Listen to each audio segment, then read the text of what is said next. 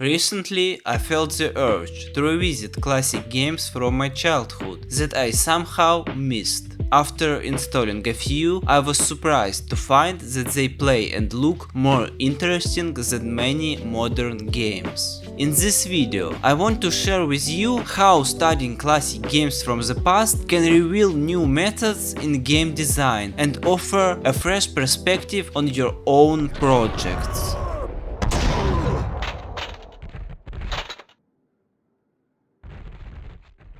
Gameplay should feel cool.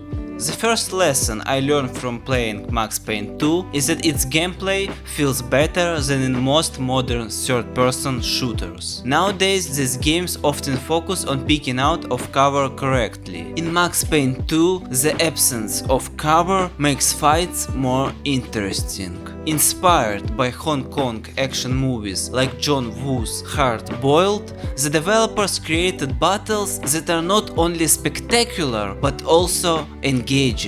Back then, developers didn't worry much about making everything super convenient. Players had to figure out the rules set by the developers as they played. For example, there is no automatic save system here, so you have to think about when it's best to save. This encourages bold actions, because you know exactly when the last save was. In Thief: The Dark Project, you feel cool because you are outsmarting enemies and skillfully hiding in the shadows. You study the environment and think up new approaches each time. The game offers many ways to avoid guards, make it highly replayable.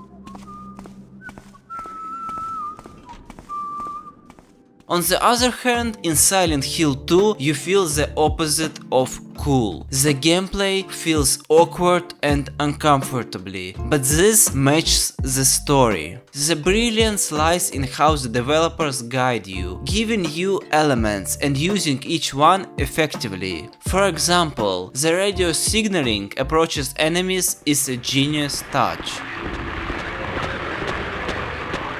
Story and atmosphere matter. The limitations faced by developers in the past motivated them to create engaging stories and worlds with believable rules. Players are willing to accept any convention as long as it maintains the game's integrity. It seems like this was better understood back then. The plot in Max Payne 2 sounds simply on paper, but playing it keeps you interested.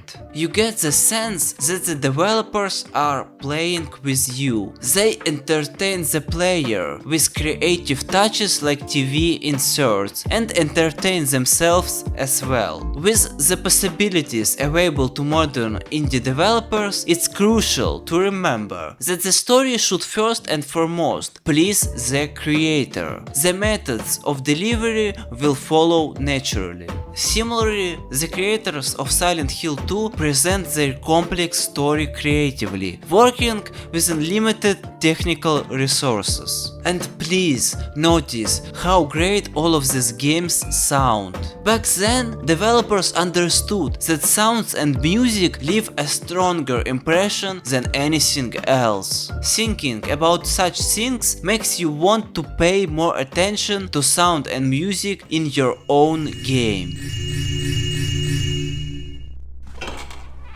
Innovation never ages. It seems developers today are afraid to try new things, but it's innovation that brings us back to old games. The way Thief uses sound is rarely seen in modern games. The same goes for its shadow mechanics. The darker the place you hide in, the harder it is for enemies to spot you. Shadows are your friend and it looks great. This single mechanic offers countless interesting applications. In Max Payne 2, not only did the gameplay feel new, but Remedy's approach to storytelling was innovative for its time. Between levels we see comic strips. On the levels we can watch TV shows that reference the main story. and we are regularly entertained by some silly characters' conversations. The same applies to Silent Hill 2. Games as great in terms of script are still rare, and they were even rarer back then. All the game conventions like the fog or the radio are justified by the lore. Even the pause menu is more thoughtfully designed than in many modern games. These details are not as hard to implement as they are to conceive. In such games, creativity triumphs over technology. In conclusion, studying classic games teaches valuable lessons in game design, prioritizing cool gameplay mechanics over modern conveniences, integrating atmosphere and story subtly, favoring innovation over complexity, and recognizing the profound impact of sound and music on immersion. I believe that old games show how much can be achieved with simple solutions. You just need to be consistent in your development and enjoy the process. By the way, you can help me a lot by adding my game Leo's the Square to your wishlist on Steam. It's a minimalist platformer and I talk more about it in the devlogs on this channel. And please tell me, what interesting lessons have you learned from playing classic games from the past? Subscribe to this channel and bye, see you next time.